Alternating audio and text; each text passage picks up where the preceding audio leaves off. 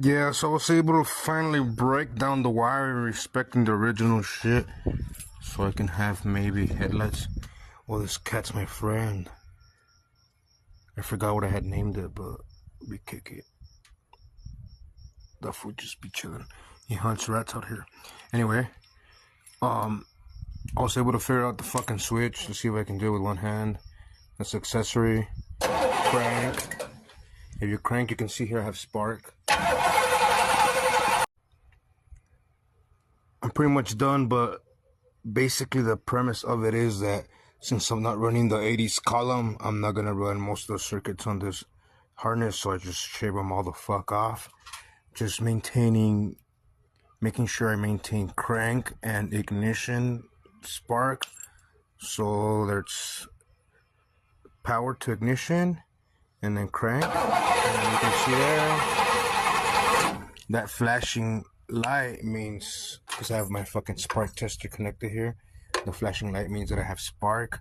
So mission completed. I have a little skinny ass harness that will fit more and be more accommodating for the fucking truck, with all the necessary fuses and like leaving spaces where I can still run the fuses that I cut out. I can still run them standalone, which I am when I run this factory headlight. What I was saying is that I'm putting the front end back on. I'm gonna be able to use the original radiator and it will clear. All these lines clear.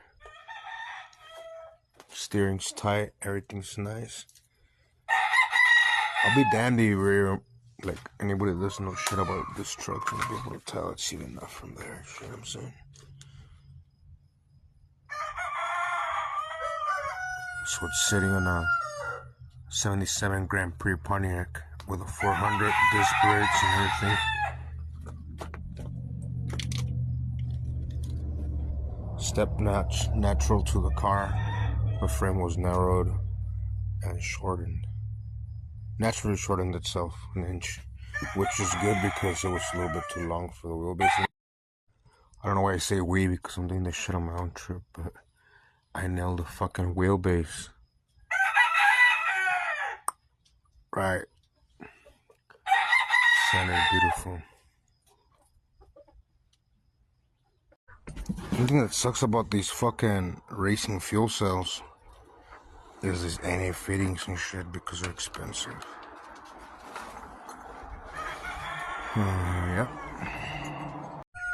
I think to make my life easier and to respect the truck, I'm gonna utilize the same filler and put the tank down there. It'll fit. Hopefully. I'm also tempted to just run the suck lines because it's a fucking mechanical pump, so I can just go to the top for the fucking return and feed, and then just use these caps it came with to fucking block out the bottom of the sump. Doesn't really need a splash sump. I could just come off the top. I like this tank. It comes with a fucking gauge. Just checking for crank. Not starting it or anything, just checking the wiring. Oh yeah. I bet she's getting wet. I bet she's excited. She's gonna run in I don't know how long. In decades. But now she's a Pontiac. Now she identifies as a Pontiac Chief. 400.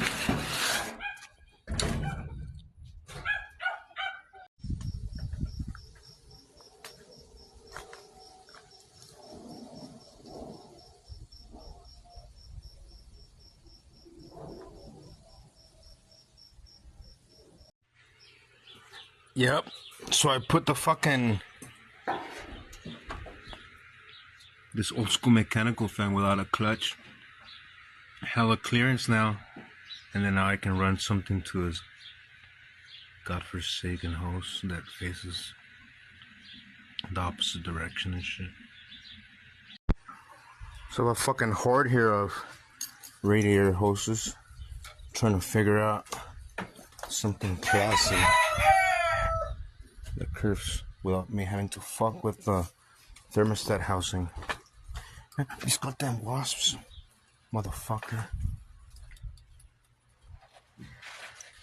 Almost got that far. That was pretty fucking beautiful. That shit actually curves to where it clears all these brackets. And I had to run a reduction here, but it tightens good. I'm doing this shit all the time.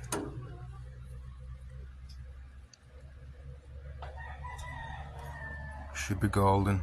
Still testing out this radiator because I think it's not gonna be shit for this 400 because this is off the original inline 4, like fucking 80 horsepower engine that came on this, but who knows?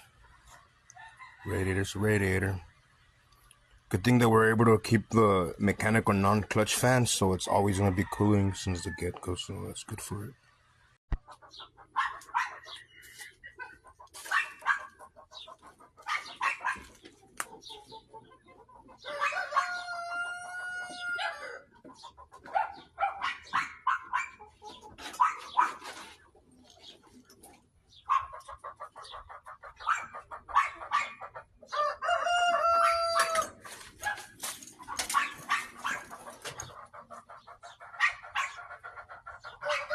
My next conundrum, I guess, is where to place the battery.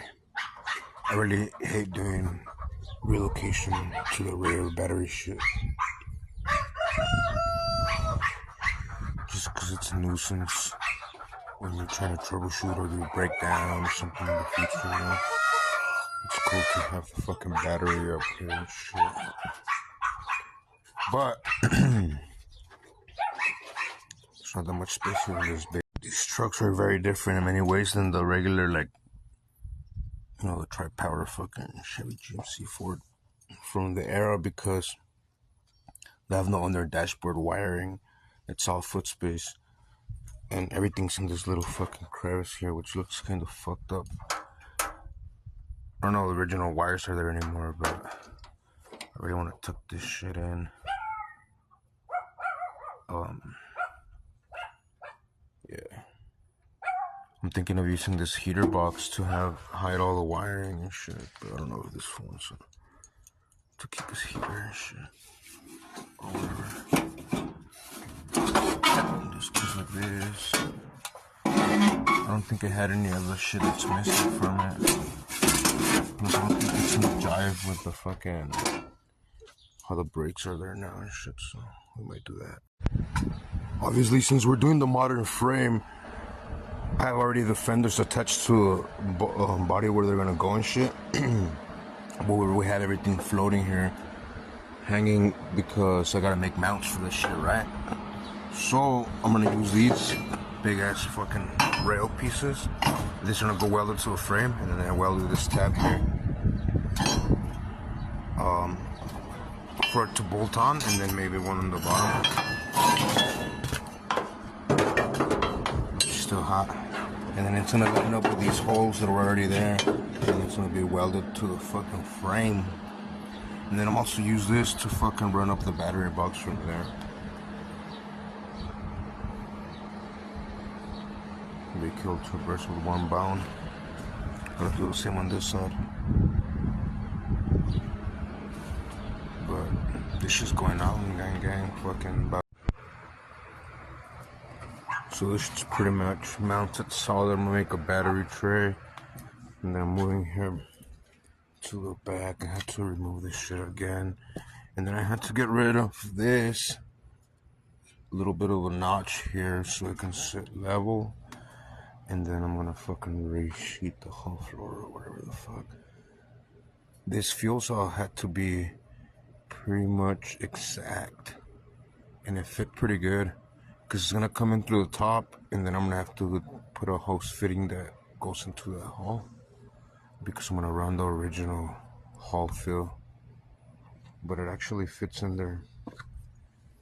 It fits in there quite well.